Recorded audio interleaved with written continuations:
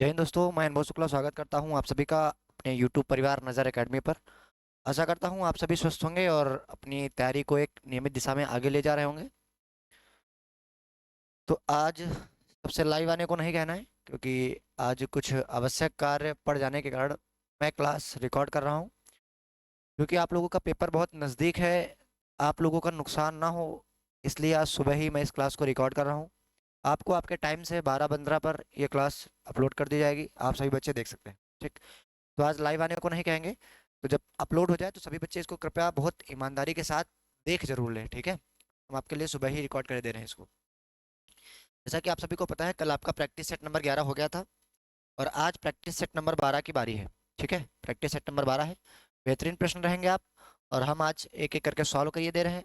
आपके पास अपलोड होकर वीडियो आ जाएगी, सारे बच्चे इसको टाइम से अपने क्वेश्चन सॉल्व कर लेंगे। ठीक है, शुरू करते हैं आज के प्रैक्टिस सेट को। तो सभी बच्चे जब भी ये क्लास अपलोड की जाए तो बहुत सावधानी पूर्वक कॉपी पेन लेकर ईमानदारी के साथ बैठकर उसको सॉल्व करने की कोशिश करेंगे। ठीक, क्लास रिकॉर्डेड है, इसका मतलब ये नहीं कि उसको नहीं देखना है, देखना है और उतनी ही ईमानदारी के साथ सॉल्व भी करना है। हम आपको फिर भी 2 सेकंड का टाइम दिया करेंगे क्वेश्चन लिखने के बाद। ठीक, तो आप अपनी ईमानदारी के साथ इसको सॉल्व करिएगा बच्चों। ठीक है। ठीक, सवाल आज प्रैक्टिस सेट नंबर 12 है। आपके सामने पहला सवाल है, सभी बच्चे जरा देखेंगे ध्यान से। ठीक है, आप लोग बंद बनाने की कोशिश करिएगा।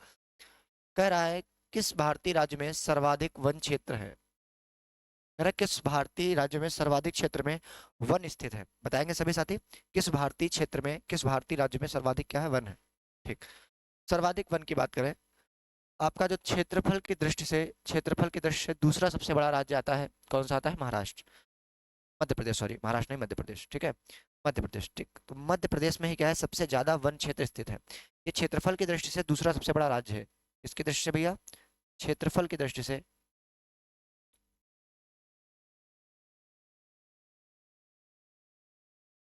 दूसरा सबसे बड़ा राज्य है। कैसा राज्य है? दूसरा सबसे बड़ा राज्य है। और यही वो राज्य है जहां पर सबसे ज्यादा क्या है भैया, वन क्षेत्र स्थित है। क्या है? वन क्षेत्र है। अगर हम बात करें सेकंड वन क्षेत्र किस में है, सर्वाधिक बात होगी अगर पूछे सेकंड वन क्षेत्र सबसे ज्यादा किस प्रदेश में है, सेकंड वन क्षेत्र किस प्रदेश में है, आप बताएंगे भैया अरुणाचल प्रदेश में है। पेपर में कभी कभी ये सवाल भी आ जाता है। आप बताएंगे कहाँ पर है भैया? अरुणाचल प्रदेश में। कहाँ है? अरुणाचल प्रदेश में। अगर आपसे तीसरा पूछ ले, अगर आपसे तीसरा पूछ ले, आप बताएंगे छत्तीसगढ़ है भैया उत्तर। क्या बताएंगे आप लोग? आप लोग इसको नोट जरूर कर लेंगे। ठीक है, पेपर के दृष्टि से ये सवाल इंपॉर्टेंट होता है। क्या बताएंगे आप? तीसरा जो बड़ा राज्य है वो क्या है? ठीक है, छत्तीसगढ़ है। दूसरा जो बड़ा राज्य है वो है अरुणाचल प्रदेश। क्या है? अरुणाचल। पहला नंबर पे आता है मध्य प्रदेश। मध्य प्रदेश जो कि क्षेत्रफल की दृष्टि से भारत का दूसरा सबसे बड़ा राज्य है। ठीक है, क्लियर है यहाँ तक? ठीक भैया, सवाल नंबर अगला आपके सामने आता है। सवाल नंबर आपके सामने है अगला। ठीक है भैया, वेरी गुड। कह रहा है, बिहार और पश्चिम बंगाल का भूजल अधिकतर किस भूजल होगा, भूजल अधिकतर किस धातु से दूषित होता है?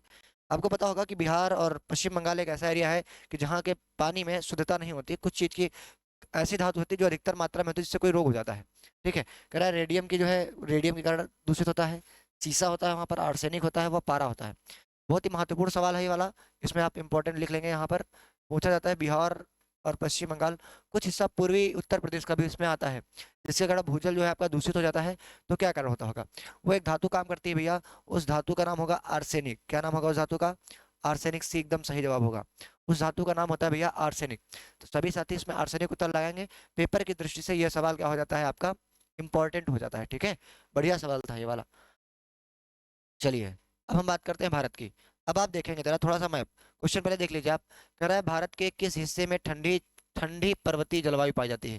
कह रहा है ठंडी पर्वतीय जलवायु। देखो, ठंडी भी कह रहा है और पर्वतीय भी कह रहा है। आप बात को समझ पाए? वो कह रहा है ठंडी भी और पर्वतीय भी। तो भारत के किस हिस्से में ठंडी पर्वतीय जलवायु पाई जाती है? तो ध्यान से समझिएगा, इसका मतलब पहले हमको भारत का मैप बनाना आना चाहिए। पहले हमको भारत का मैप बनाना आना चाहिए, तब तो हम बता पाएंगे ठंडी पर्वतीय जलवायु पाई जाती है, तब तो हम बता पाएंगे। आप ध्यान से देखिए।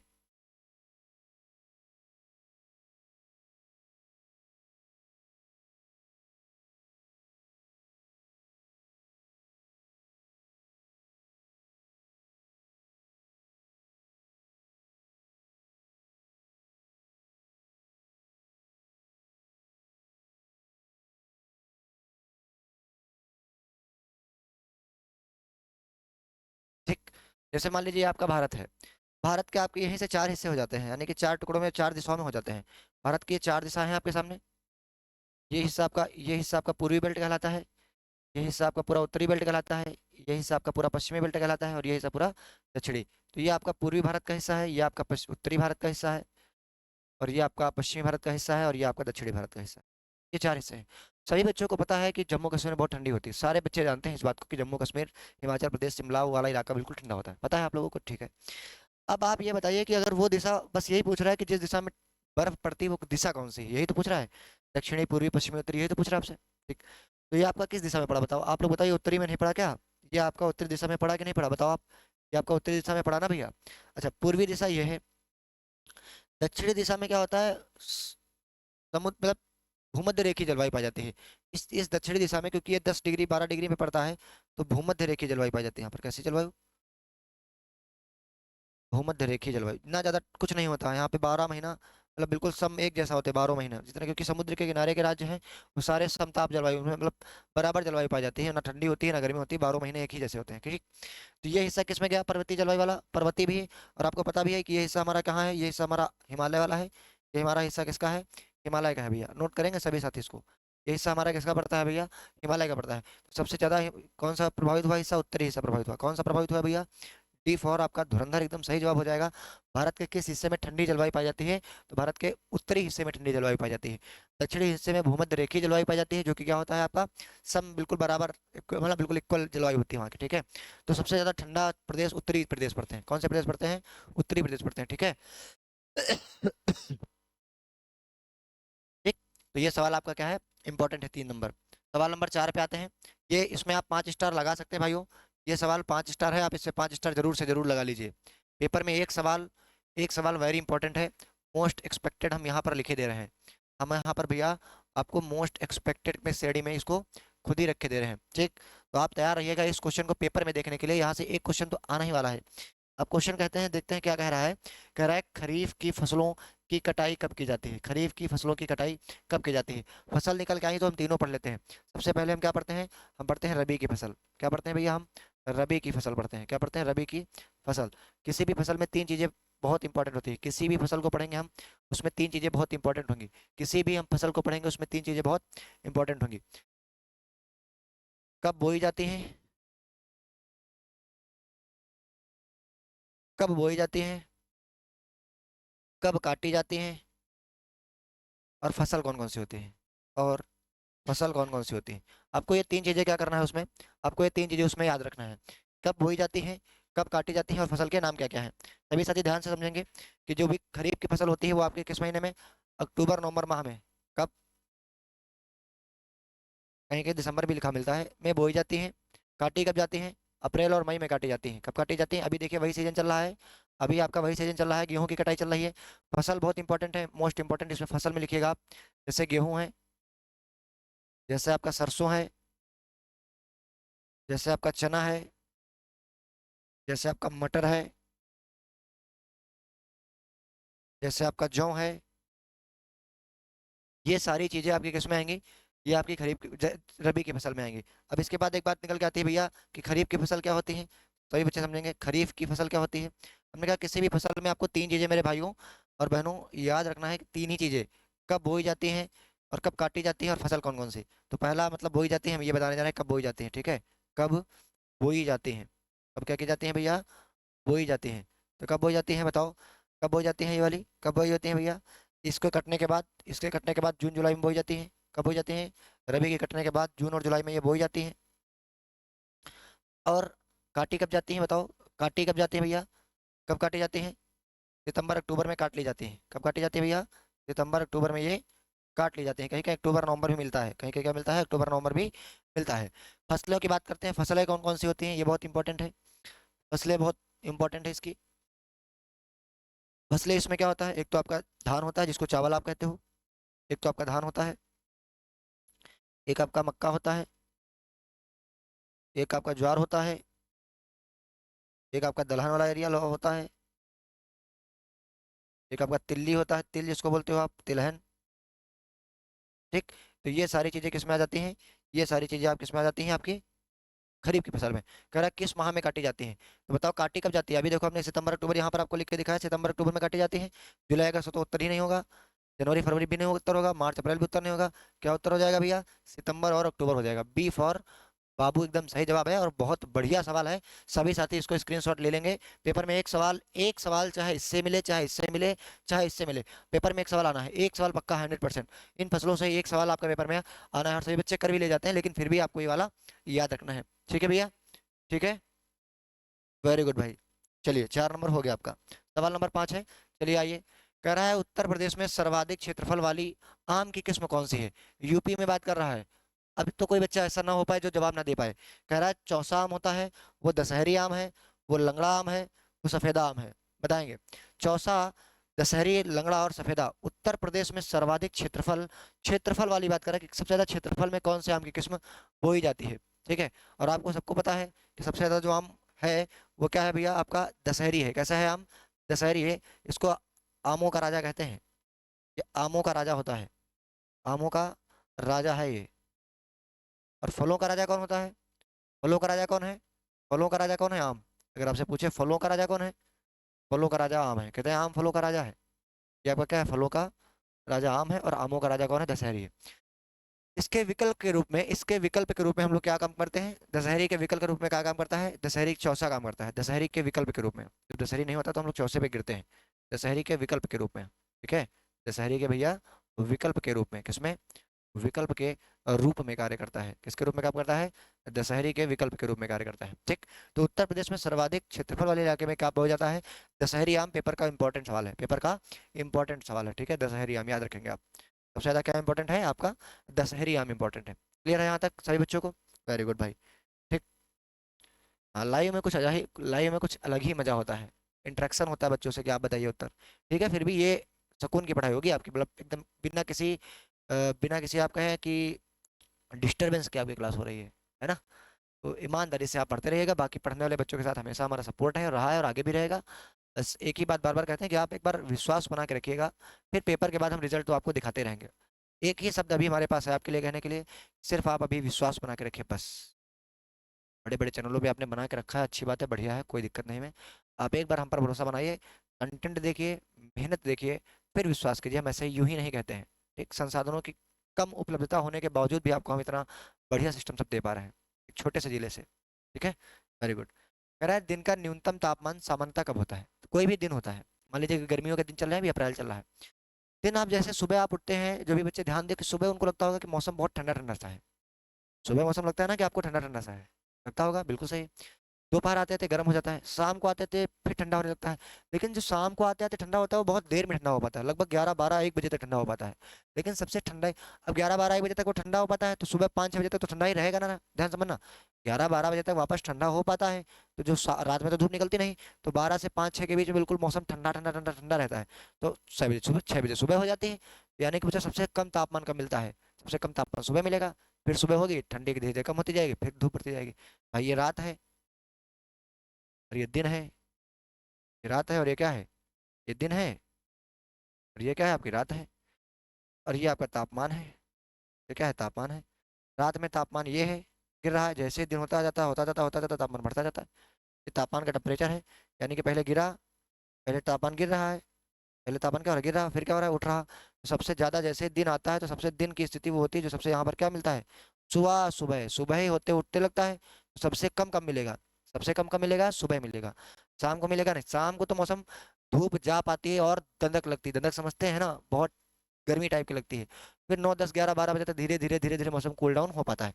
रात को, हाँ रात को दिन का न्यूनतम तापमान पूछ रहा है ना, दिन का न्यूनतम, पहले ये भी क्वेश्चन देखिए, कह रहा है दिन का न्यूनतम तापमान कब होता है, रात को दिन कैसे होती है। क्वेश्चन को भी ध्यान कीजिए, आप एलिमिनेशन मेथड लगाएंगे तो जल्दी अच्छा होगा। हमारे भाई समझ पा रहे हो आप। ठीक है, कह रहा प्रातः काल सुबह या दोपहर में, दोपहर में तो कतई नहीं हो सकता, ये तो कॉमन सेंस की बात थी। शाम को आप शाम और सुबह में कंफ्यूज हो सकते थे, इसलिए हमने बताया शाम क्या होती है, जैसे सूरज ढलता है तो शाम को मौसम और गर्मी भरा रहता है। ठीक, सबसे अच्छा इसका विकल्प हो जाएगा सी फॉर कैट। प्रातः काल सुबह में मौसम सबसे अच्छा होता है, और सबसे तापमान क्या होता है, सामान्यतः तापमान क्या होता है, न्यूनतम ही होता है या सामान्य होता है। ठीक है, न्यूनतम होता है या क्या होता है, सामान्य नहीं होता है। ठीक है, दिन का न्यूनतम तापमान, हाँ दिन का न्यूनतम तापमान कह दिया उसने। ठीक, कब होता है, सुबह होता है, कब होता है भाई, सुबह होता है। ठीक है, क्लियर है भैया। ठीक भाई, वेरी गुड, शाबाश। हमारे सभी प्यारे बच्चे इसको अच्छे से देखेंगे और अच्छे सवाल लगाएंगे। बहुत बढ़िया सवाल है, इसमें लगाएंगे आप 3 स्टार लगाएंगे सवाल पे। ये पेपर का सवाल है और पेपर में आ भी सकता है, यूपीएसआई का कई बार पूछा गया क्वेश्चन। और यूपी जो यूपी पेपर कराता रहा है उसमें कई एग्जाम्स में भी आ चुका है, हालांकि ये पेपर आर ओ में भी आया क्वेश्चन। कह रहा है भारत कला भवन संग्रहालय, भारत कला भवन संग्रहालय अवस्थित है। सभी बच्चे हमारे बताएंगे भारत कला भवन संग्रहालय कहाँ स्थित है। प्रयागराज में उपस्थित है, लखनऊ में है, मथुरा में है, वाराणसी में है। नाम है भारत, भारत कला भवन संग्रहालय। भारत कला भवन संग्रहालय कहाँ पर स्थित है, बताएंगे सभी साथी। भारत कला भवन संग्रहालय स्थित कहाँ पर है, देखेंगे। भारत कला भवन जो आपका काशी हिंदू विश्वविद्यालय है ना, बनारस हिंदू विश्वविद्यालय जिसको कहते हो, बीएचयू कहते हो, बनारस हिंदू विश्वविद्यालय कहते हो आप इसको। इसको आप कहते हो बनारस हिंदू विश्वविद्यालय, क्या कहते हो आप, बनारस हिंदू विश्वविद्यालय कहते हो, क्या कहते हो, बनारस हिंदू विश्वविद्यालय, बीएचयू कहते हो। आप क्या कहते हो उसको, बीएचयू कहते हो। बीएचयू का एक दीक्षालय हाउस है, जो मतलब एक गैलरी है, उसमें ही आपका क्या बना है, भारत कला भवन संग्रहालय बना है। क्या बना है आपका, भारत कला भवन के परिसर में, बीएचयू के परिसर में। कहाँ बना है भाई, बीएचयू के परिसर में, ठीक है। उम्मीद है कि आप सारे बच्चे हमारे इस क्लास को समझ पाएंगे। बहुत अच्छे से, बहुत धीरे धीरे चल रहे हैं, बहुत आराम से पढ़ा रहे हैं। सारे बच्चों को ध्यान में रखते हुए आप शायद बढ़िया बढ़िया जगह पढ़ के देखते होंगे, लेकिन आपको यहाँ कुछ थोड़ा सा अलग मिलेगा, ठीक है। तो कहाँ है भैया ये, वाराणसी में। कहाँ पर है भैया, वाराणसी में पड़ता है। कहाँ पर पड़ता है, वाराणसी आपका है क्या, घाटों की नगरी। इसको वाराणसी को क्या कहते हैं, घाटों की नगरी कहते हैं। बनारस है वहीं पर, बनारस, बनारस वहीं पर है, घाटों की नगरी। तो वहाँ पर बहुत घाट है, घाटों की इसको क्या कहते हैं, इसलिए नगरी कहते हैं। ठीक, घाटों की नगरी कहते हैं। ठीक है, घाटों की क्या कहते हैं, नगरी कहते हैं। ठीक, नगरी। क्लियर है यहाँ तक, सभी बच्चे समझ पा रहे हैं। ठीक, इंपॉर्टेंट क्वेश्चन है 7 नंबर। सवाल नंबर 8 पर आएंगे सभी साथी। बहुत बढ़िया सवाल है, बहुत बढ़िया सवाल, मतलब बहुत ही बढ़िया सवाल है। हिंदी का भी है और जीएस का भी है। जीएस में हिंदी के सवाल आते हैं, आपने भी यूपीएसआई में देखा था, पूछा लगा गोदान, पूछा गया कि उपन्यासों का सम्राट किसको कहते हैं। यूपीएसआई में जीएस वाले सेक्शन में ये क्वेश्चन पूछ लिया गया, यूपीएसआई में जीएस वाले सेक्शन में। तो एक आध क्वेश्चन इसमें आ जाते हैं, एक आध क्वेश्चन क्या होते हैं, आ जाते हैं। कह रहा है सूरज का सातवां घोड़ा, सूरज का सातवां घोड़ा, सूरज का सातवां घोड़ा। ठीक, हम बात करेंगे धर्मवीर भारती की। ये रचना उन्हीं की है, धर्मवीर भारती जी की। इसके अलावा कुछ और रचनाएं आपको हम दे देंगे। ठीक, सूरज का सातवां घोड़ा किसका प्रसिद्ध उपन्यास है।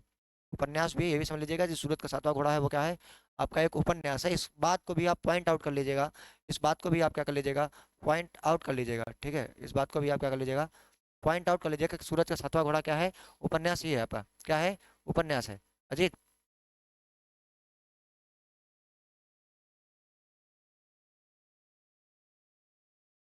ठीक है। इनकी और रचनाओं की बात करते हैं तो आपको याद रखना पड़ेगा ठंडा लोहा।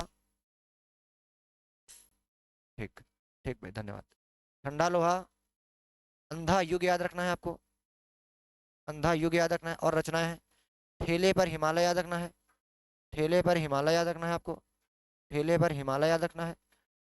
ठीक, ठंडा लोहा, अंधा युग, ठेले पर हिमालय। कनुप्रिया याद रखना है आपको, ये क्या याद रखना है, कनुप्रिया याद रखना है। और क्या याद रखना है आपको, कनुप्रिया याद रखेंगे। कनुप्रिया, ठेले पर हिमालय, अंधा युग, ठंडा लोहा, ये सारी रचनाएं आपकी धर्मवीर भारती जी की हैं। किसकी हैं, धर्मवीर भारती जी की हैं। अच्छा, हम एक बात और करेंगे, एक बात हम और करेंगे, एक बात हम करेंगे आपकी महादेवी वर्मा जी की। इसी के साथ साथ आप बता दीजिए, कभी कभी ये भी आ जाता है, महादेवी वर्मा जी भी आ जाते हैं कभी कभी। यानी कि आपको हिंदी का भी थोड़ा थोड़ा अनुभव हम देते जाते हैं, हिंदी में भी अनुभव है भाई को आपके। ठीक है, बात करेंगे मुंशी प्रेमचंद की। मुंशी प्रेमचंद होता है, चंद्र नहीं होता है। फिर से समझ लीजिए, मुंशी प्रेमचंद्र नहीं होता है, मुंशी प्रेमचंद होता है। ठीक है भाई, वेरी गुड। महादेवी वर्मा की एक बहुत प्रसिद्ध रचना है यामा। क्या रचना है भैया, यामा। यामा पर ही इनको क्या मिला था, ज्ञानपीठ मिला था। यामा पर ही ज्ञानपीठ मिला 1982 में। कब मिला, 1982। ये आपका हिंदी का भी हम क्वेश्चन एक तैयार करवा रहे हैं भाइयों, ठीक है। ठीक, अतीत के चलचित्र, लेकिन की रखा है अतीत के चलचित्र, अतीत के चलचित्र। अब आ गया है तो आप इसको पढ़ते चलेंगे, अतीत के चलचित्र। ठीक, स्मृति की रेखाएं, हिंदी कुछ लोग बच्चे कहते हैं ना हिंदी, तो लिखो हिंदी, ऐसी होती है हिंदी। ये एक रचना है स्मृति की रेखाएं, याद रखना है आपको। स्मृति की क्या याद रखना है आपको, रेखा याद करना है। मुंशी प्रेमचंद जो सबसे प्रसिद्ध है, ये इनको गोदा, इनको हम उपन्यासों का सम्राट कहते हैं। इनको क्या कहते हैं भैया, उपन्यासों का सम्राट कहते हैं। को उपन्यासों का क्या कहा जाता है, सम्राट कहा जाता है। ठीक, उपन्यासों का क्या कहा जाता है इनको, सम्राट कहते हैं। ठीक, इतने क्वेश्चन हो गए आपको। सारे बच्चे इतने क्वेश्चन जरूर से जरूर क्या करेंगे, नोट कर लेंगे मेरे भाइयों। किसकी होगी फिर ये, धर्मवीर भारती की होगी। किसकी होगी भैया, ए फॉर एप्पल एकदम सही जवाब है। आठवें का है, धर्मवीर भारती की रचना है। कौन सी रचना है, सूरज का सातवां घोड़ा। पूछे है क्या, तो भैया ये उपन्यास है। क्या पूछे आपसे, क्या है, तो सभी साथी बताएंगे उपन्यास है सर। क्या है सर, उपन्यास है भाई। ठीक है, वेरी गुड। चलिए, सवाल है आपके सामने 9 नंबर। बहुत बढ़िया है, यूपी स्पेशल में भी ये क्वेश्चन आता है। तो लेखपाल वाले भी बच्चे जो तैयारी कर रहे हैं उस क्वेश्चन को याद रखेंगे। ये लेखपाल इंपॉर्टेंट है, ये लेखपाल टारगेटेड पॉइंट है। ठीक है, कह रहा है उत्तर प्रदेश, क्या कह रहा है, उत्तर प्रदेश के किसान बही योजना, उत्तर प्रदेश के किसान बही योजना का प्रारंभ पूछ रहा है। बताएंगे सभी साथी, उत्तर प्रदेश के किसान बही योजना। हमने कहा यूपी स्पेशल का, और ये इंपॉर्टेंट क्वेश्चन है। ठीक है, हो सकता है होमगार्ड में ना आए, यूपी पुलिस में भी आ सकता है और लेखपाल में भी आ सकता है। होम गार्ड में इसके चांसेस बहुत कम है। हम आपको ये भी तो बताते चलते हैं, देखो प्रैक्टिस सेट कराना एक अलग बात है, सब जगह कराते हैं। लेकिन आप बता दीजिए, सिर्फ मेरे अलावा, सिर्फ मेरे अलावा कोई भी टीचर इतने 5 स्टार या 10 स्टार लगाता हो और वही वही पेपर में क्वेश्चन आ जाते हो। पढ़ाते सब अच्छा, हम किसी की बुराई कुछ नहीं कर रहे, सब बहुत बढ़िया, सब गुरुदेव मतलब एक बढ़िया, सब बहुत अच्छे हैं। लेकिन हम आपको ये बता रहे हैं, हम आपको ये भी बताते हैं कि पेपर की दृष्टि से, किस एग्जाम की दृष्टि से कौन सा क्वेश्चन कितना इंपॉर्टेंट है। बताओ, इसके अलावा अगर आपको कहीं भी बताया गया हो, इसके अलावा यदि आपको कहीं भी बताया गया हो, तो आप हमको कमेंट बॉक्स में करिएगा कि नहीं सर बताया गया था और कहीं। हम आपको ये भी बता देते हैं कि किस एग्जाम में कौन सा क्वेश्चन कितने ज़्यादा इंपॉर्टेंट है, कितने स्टार है। और यूपीएसआई सबसे प्रत्यक्ष एग्जाम्पल है कि जितने जितने में 5 5 स्टार लगाए थे, मात्र मात्र वही सवाल है, मात्र वही वही सवाल है 5 5 स्टार वाले। हमने क्लिप लगा दिया था, आप देखेंगे। तो हमने कहा कि ये होमगार्ड की दृष्टि से बहुत कम इंपॉर्टेंट है, लेखपाल की दृष्टि से 5 स्टार क्वेश्चन है, यूपी पुलिस की दृष्टि से 3 स्टार क्वेश्चन है। बस समझ लीजिए आप। तो हम आपको ये भी बताते हुए चलते हैं ना 20 क्वेश्चन में कि 4 5, हर हर क्लास में 4 से 5 क्वेश्चन ऐसे आपको निकालते हैं कि जो पेपर की दृष्टि से क्या होते हैं, इंपॉर्टेंट और गैर इंपॉर्टेंट होते हैं। यहाँ तक ठीक है। तो आप बताएंगे उत्तर प्रदेश के किसान भाई योजना का आरंभ, किसान भाई 2002 में, 1992 में, 1982 में, 1972 में। सभी साथी बताएंगे कौन से वर्ष में चालू हुआ था, इंपॉर्टेंट क्वेश्चन है। सभी साथी इसका उत्तर 1992 वर्ष लगाएंगे, 1992 ईस्वी लगाएंगे। बी फॉर बाबू एकदम सही जवाब हो जाएगा। फिर लेखपाल के लिए 5 स्टार है और यूपी पुलिस के लिए 4 स्टार क्वेश्चन है। ठीक है, तो ये उत्तर प्रदेश के किसान भाई योजना की बात कर रहा है। किसकी बात कर रहा है भैया, किसान भाई योजना की। सवाल नंबर आपके सामने है 10। बताएंगे सभी साथी, इंपॉर्टेंट है। ये बिल्कुल करंट अफेयर बेसिस क्वेश्चन है, बिल्कुल करंट का है और ये पूछा जाता है, ये बिल्कुल करंट अफेयर है। ठीक है, ये करंट अफेयर्स का क्वेश्चन है और ये पेपर में खूब आता है। करंट अफेयर्स का क्वेश्चन है, पेपर में खूब आता है। कह रहा है भारत का पहला वाणिज्यिक सेमीकंडक्टर फैब, वाणिज्यिक सेमीकंडक्टर फैब कहाँ स्थापित किया जाएगा, कहाँ स्थापित किया जाएगा। वाणिज्यिक सेमीकंडक्टर की बात हो रही, सभी साथी ध्यान देंगे। कह रहा है बंगलुरु कर्नाटक में, हैदराबाद तेलंगाना में, धोलेरा गुजरात में, पुणे महाराष्ट्र में। और ये सेम ही क्वेश्चन, ये सेम क्वेश्चन दिल्ली पुलिस में भी आपके आ चुका है। अभी संपन्न हुई आरआरबी एनटीपीसी ग्रेजुएशन लेवल है ना, आरआरबी एनटीपीसी जो आपका हुआ है ग्रेजुएशन लेवल वाला, वहाँ आ चुका है।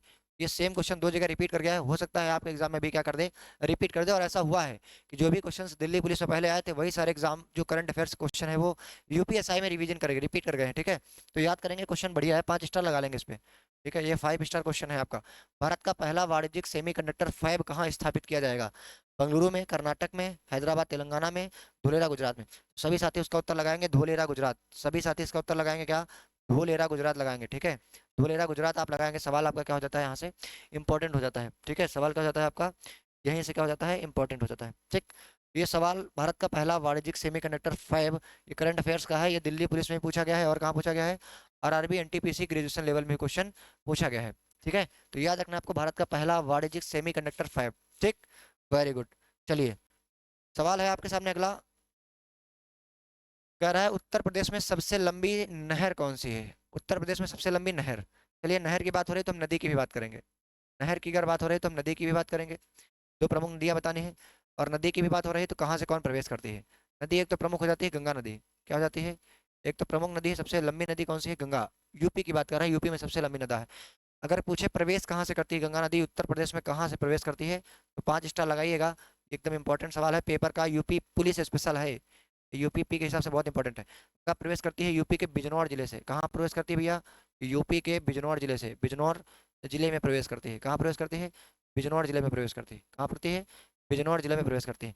गंगा में यमुना मिलती है, गंगा में कौन मिलती है, यमुना नदी आपको कहाँ मिल जाती है, गंगा में मिलती है। कहाँ मिलती है, गंगा में। और किस जगह मिलती है आप बताएंगे, प्रयागराज में मिलती है। कहाँ मिलती है भैया, प्रयागराज में मिलती है। कहाँ मिलती है, प्रयागराज में। तो ये सवाल याद रखिएगा, ये इंपॉर्टेंट सवाल है। ठीक है, ये सवाल क्या है आपका, ये हमने कहा कि ये इंपॉर्टेंट है। ये याद रखिएगा, यूपी की भी नदी की बात हो रही है और किस जिले में इसकी भी बात हो रही है। ठीक, यहाँ से ये वाला क्वेश्चन आपका इंपॉर्टेंट है। उत्तर प्रदेश में सबसे लंबी नहर की बात करता है तो आगरा नहर, शारदा नहर, ऊपरी गंगा नहर, निचली गंगा नहर नहीं, शारदा नहर। शारदा नहर सबसे ज्यादा यूपी की प्रभावित है। एक और नहर आती है जिसका नाम है इंदिरा गांधी नहर। क्या नाम है? इंदिरा गांधी नहर नाम है। क्या नाम है भैया? इंदिरा गांधी नहर नाम है उनका। क्या नाम है? इंदिरा गांधी नहर। आपसे अगर पूछे इंदिरा गांधी जो नहर है, इससे प्रभावित होने वाला या इससे लाभान्वित होने वाला सबसे ज्यादा राज्य कौन है? लाभान्वित होने वाला सबसे अधिक राज्य,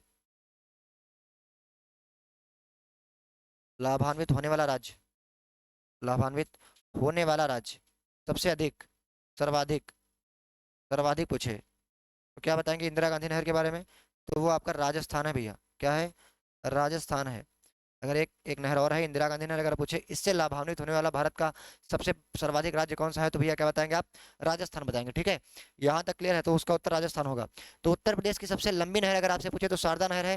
दो नदियों की बात करी हमने, गंगा हमने कहा कहाँ से प्रवेश करती है, तो आपके बिजनौर जिले से प्रवेश करती है गंगा में। यमुना मिल जाती है प्रयागराज में। कहाँ मिल जाती है भैया? प्रयागराज डिस्ट्रिक्ट में मिल जाती है। ठीक है, यहाँ तक क्लियर है, वेरी गुड। सवाल नंबर आपके सामने 12 आता है, बताएंगे। कह रहा है भारत के पहले हिंदी भाषा के अखबार का नाम बताएं जिसे पहली बार 30 मई 1826, पहली बात तो ये डेट इंपॉर्टेंट है, याद रखिएगा। और कह रहा है भारत के पहले हिंदी भाषा अखबार, पहले हिंदी भाषा के अखबार, यानी कि हिंदी का पहला अखबार भी है ये। दो क्वेश्चन तो यही मिल गया, एक डेट मिल गई 30 मई 1826, दूसरा क्वेश्चन मिल गया हिंदी भाषा के पहले अखबार की। क्या क्वेश्चन है? हिंदी भाषा के पहले अखबार की को प्रकाशित किया गया था। बहुत 5 स्टार क्वेश्चन है, हिंदी की दृष्टि से तो है ही, जो आपकी हिंदी 37 क्वेश्चन किया है यूपी पुलिस में, उसके दृष्टि से तो इंपॉर्टेंट ही है। जीएस की दृष्टि से भी ये क्वेश्चन इंपॉर्टेंट है। कह रहा है दैनिक दैनिक भास्कर नाम था, ये नहीं, बिल्कुल, ये तो अभी का निकला हुआ है दैनिक भास्कर। उदंत मार्तंड नाम था, पत्रिका नाम था देशबंधु नहीं नाम था, बिल्कुल गलत जवाब है। जी हाँ, नाम था उसका उदंत मार्तंड। बहुत पूछा जाता है कि हिंदी भाषा में प्रकाशित पहला अखबार कौन सा था? उदंत मार्तंड, 30 मई 1826 ईस्वी को प्रकाशित। और आपका नाम है क्या? जुगुल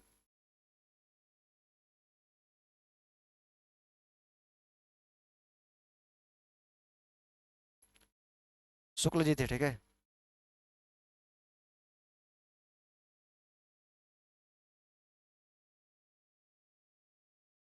इन्होंने प्रकाशित किया था, शुक्ला जी थे। और बहुत बढ़िया क्वेश्चन है ये वाला, बस ये याद रखिएगा पहला सवाल आएगा 1826 में हिंदी भाषा का पहला अखबार प्रकाशित कब हुआ था?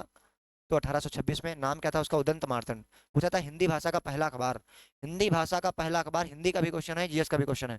उदंत मार्तंड, जुगुल किशोर शुक्ल नाम था उनका। ठीक है, जुगुल किशोर शुक्ल नाम था, याद रखेंगे इनको। ठीक है, वेरी गुड। सवाल नंबर आपके सामने है 13 नंबर। चलिए, बहुत इंपॉर्टेंट सवाल है, 5 स्टार लगा लीजिए इस पे। वेरी इंपॉर्टेंट लिख लीजिए, वेरी इंपॉर्टेंट लिख लीजिए। कह रहा 1975 में, 1975 में आपातकाल के समय भारत के राष्ट्रपति कौन थे?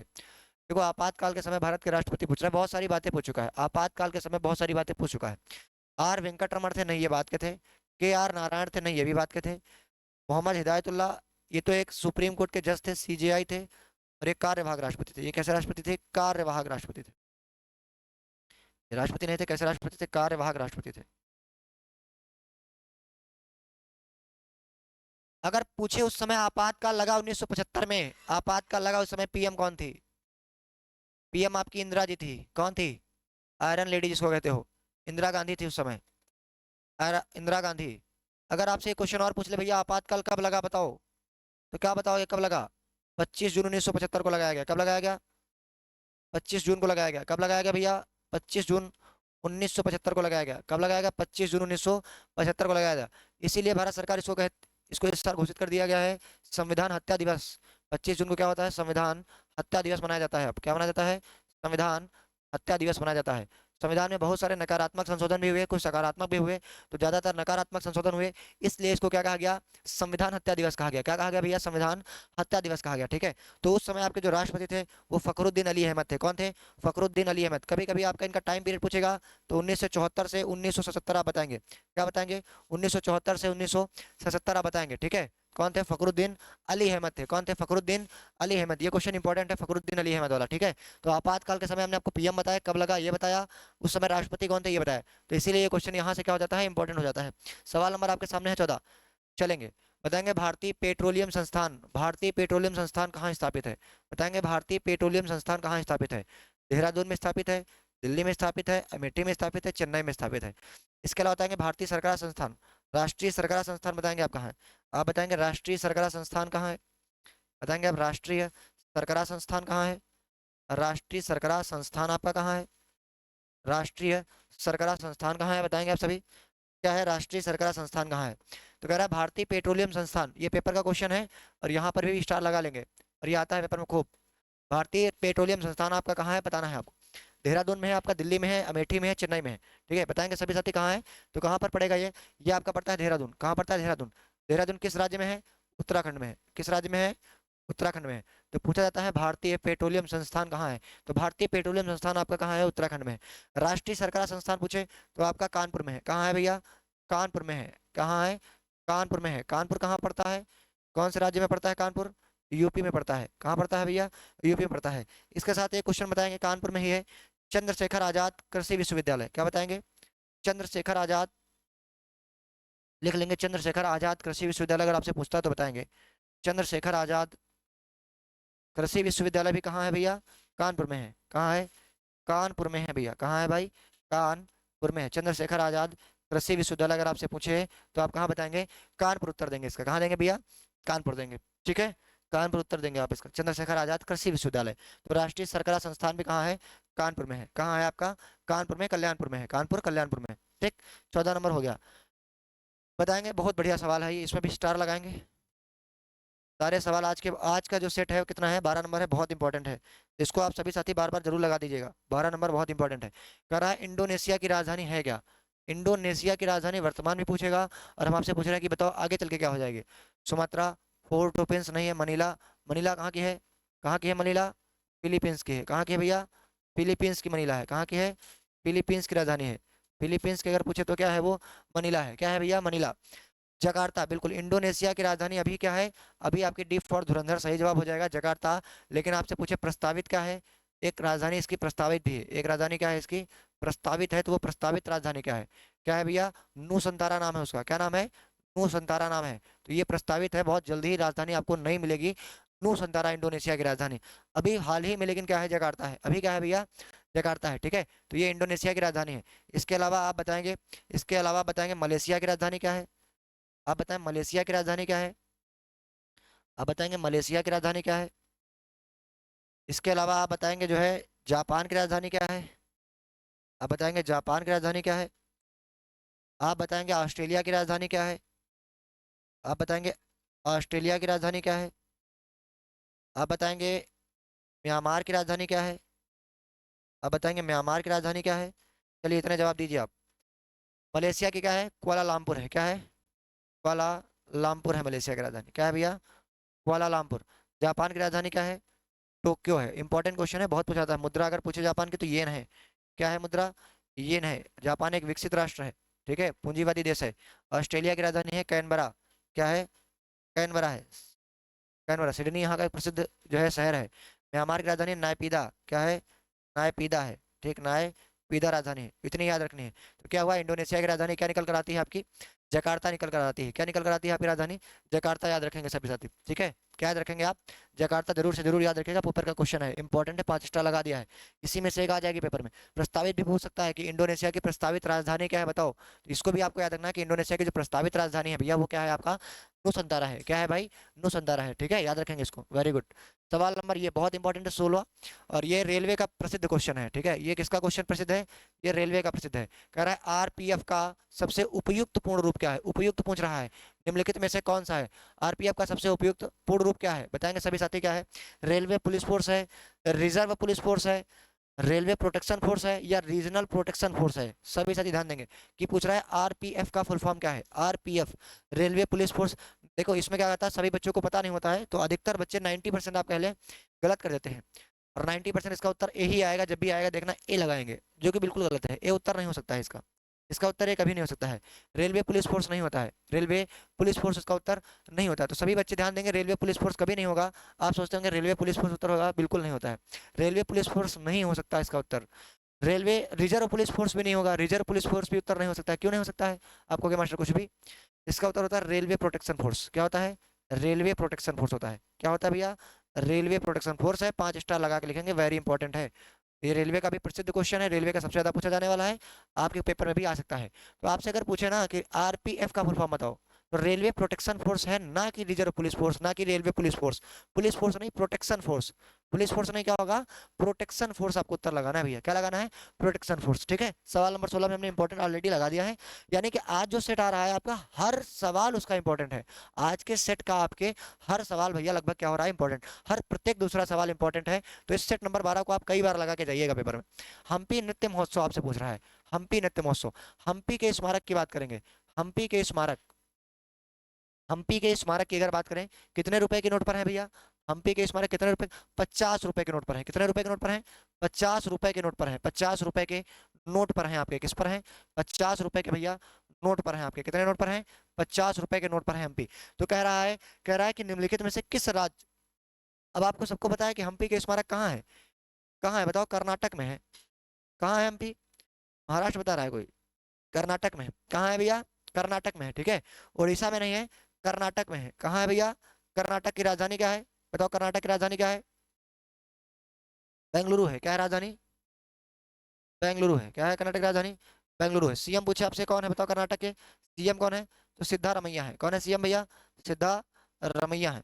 क्या भैया, सिद्धारमैया है, याद रखना है। ये इंपॉर्टेंट क्वेश्चन है, क्या है आपका, इंपॉर्टेंट क्वेश्चन है।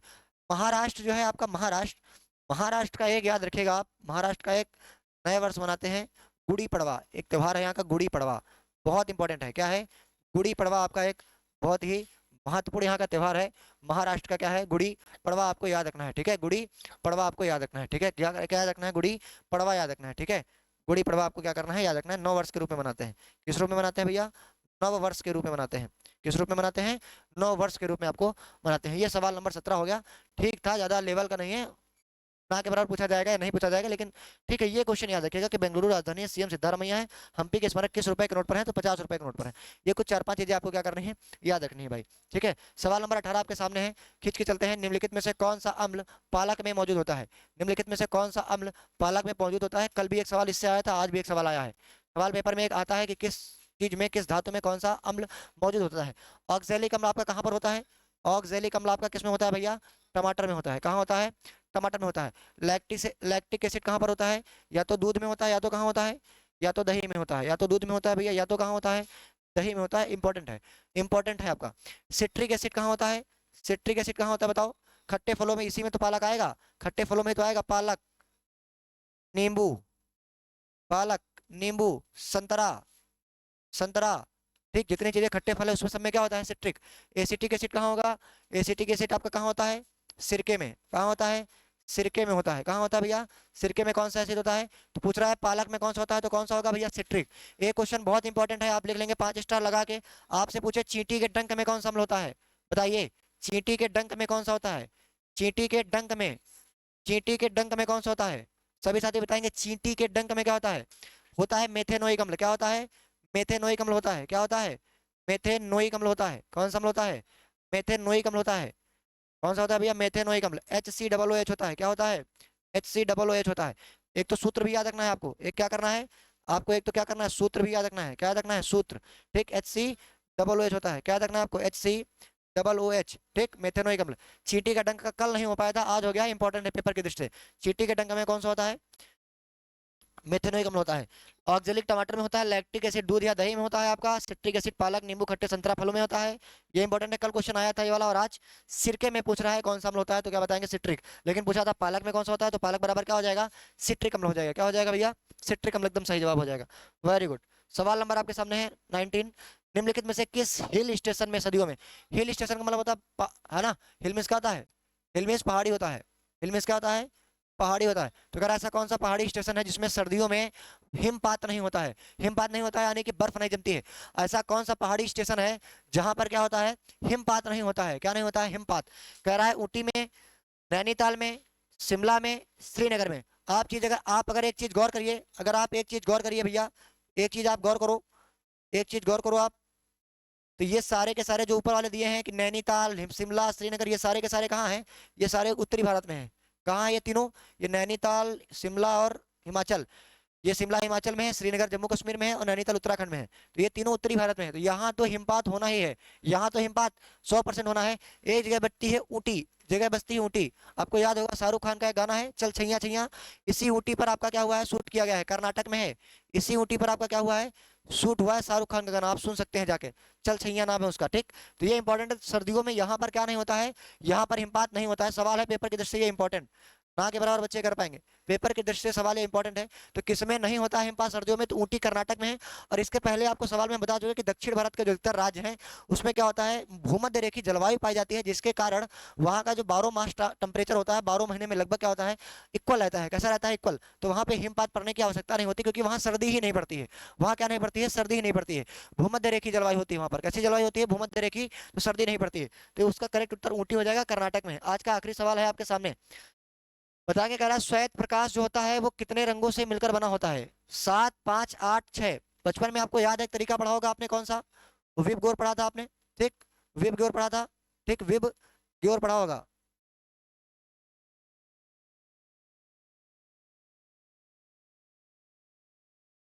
कितने हो गए, 1, 2, 3, 4, 5, 6, 7। तो कितने रंगों से मिलकर बनता है, 7 रंगों से मिलकर बनता है। कितने रंगों से मिलकर बनता है भैया, 7 रंगों से मिलता है। तो ये हुए आज के 20 सवाल। आप लोगों को 12-15 पर क्लास ये अपलोड कर दी जाएगी। इसके बाद जब आपके पास सवाल हो जाए तो आप ये बताएंगे हमको कि आप 20 सवालों में से कितने सवाल कर पाए हैं और कितने आपके लिए नए थे, और क्लास का लेवल कैसा रहा। ये सारी बातें आप कमेंट बॉक्स में देंगे। आज के लिए इतना ही, जय हिंद।